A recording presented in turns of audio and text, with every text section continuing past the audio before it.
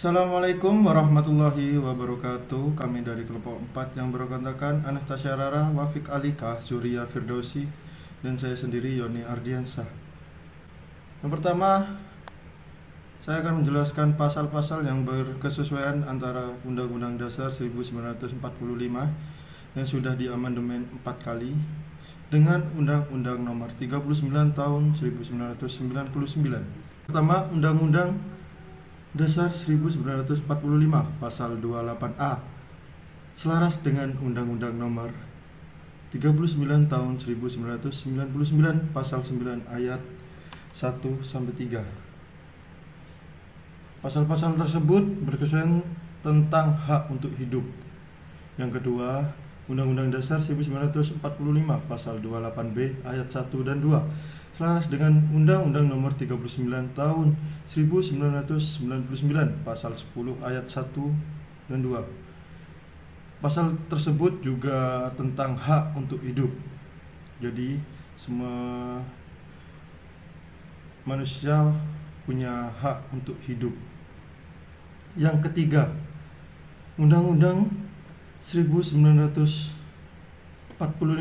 Pasal 28C Ayat 1 dan 2 selaras dengan Undang-Undang Nomor 39 Tahun 1999 Pasal 11 sampai 3.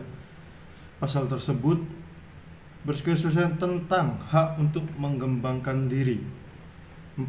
Undang-Undang Dasar 1945 Pasal 28D Ayat 1 sampai 4 selaras dengan Undang-Undang Nomor 39 Tahun 1999 Pasal 3 Ayat 2 dan 3.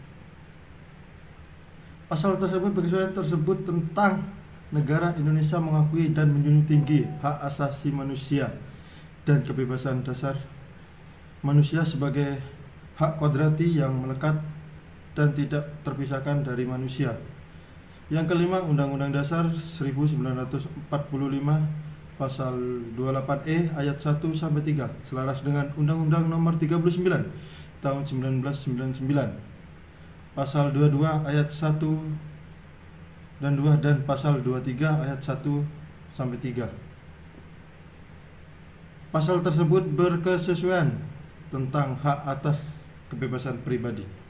Undang-Undang Dasar 1945 Pasal 28F selaras dengan UU Nomor 39 Tahun 1999 Pasal 14 Ayat 1 dan 2 tentang substansi pada pasal berkesesuaian tersebut tentang hak membanggakan diri.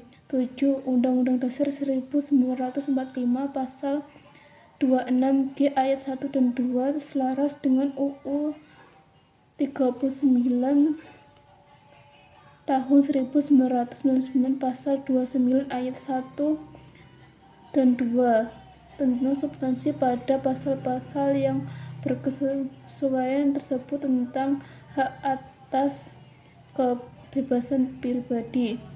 8. Undang-Undang Dasar 1945 Pasal 28H ayat 2 dan 3 selaras dengan UU Nomor 39 Tahun 1999 Pasal 41 ayat 1 dan 2 tentang substansi pada pasal-pasal yang berkesesuaian tersebut tentang hak atas kesejahteraan.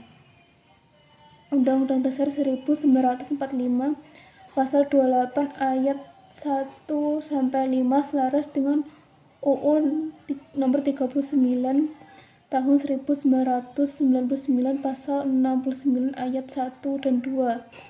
10. Undang-Undang Dasar 1945 Pasal 28J ayat 1 dan 2 selaras dengan UU Nomor 39 Tahun 1999 Pasal 70. Substansi pada pasal-pasal yang berkesesuaian tersebut tentang kewajiban dasar manusia.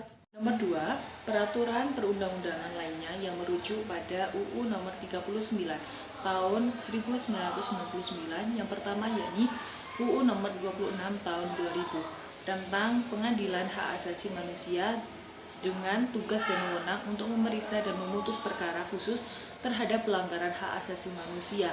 yang berat, yaitu menyangkut pelanggaran meliputi kejahatan genosida dan kejahatan terhadap kemanusiaan.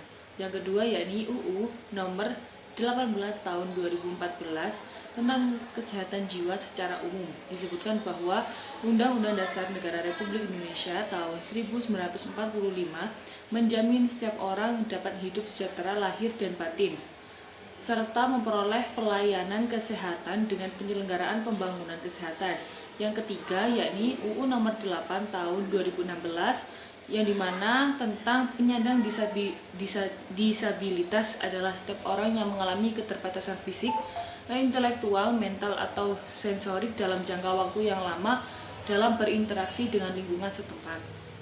Kemudian implementasi pasal-pasal yang terdapat sesuai dengan masyarakat sekitar. Yang pertama, UU nomor 26 tahun 2000 tentang pengadilan terhadap kejahatan genosida atau hak asasi manusia. Sebagai contohnya yaitu peristiwa G30 SPKI, di mana peristiwa tersebut banyak membunuh jenderal-jenderal. Ada 6 jenderal yang terbunuh dalam peristiwa tersebut dan peristiwa tersebut tersebar di seluruh tanah air, mulai dari daerah Jawa sampai ke Aceh. Kemudian yang kedua, UU nomor 18 tahun 2014 tentang kesehatan jiwa secara umum, di mana contohnya sudah berdiri BPJS atau Badan Penyelenggara Jaminan Sosial yang banyak berdiri di Indonesia dan banyak juga peminatnya. Kemudian yang ketiga, UU nomor 8 tahun 2016 tentang penyandang disabilitas yang dimana banyak juga sekolah-sekolah luar biasa atau SLB yang juga berdiri di tanah air kita. Kemudian implementasi yang tidak sesuai di masyarakat yaitu UU nomor 8 tahun 2016. Sayangnya sekolah SLB itu tidak banyak berdiri di daerah pelosok-pelosok atau terpencil. Sekian dari kelompok kami, ada kurang lebihnya kami mohon maaf. Wassalamualaikum warahmatullahi wabarakatuh.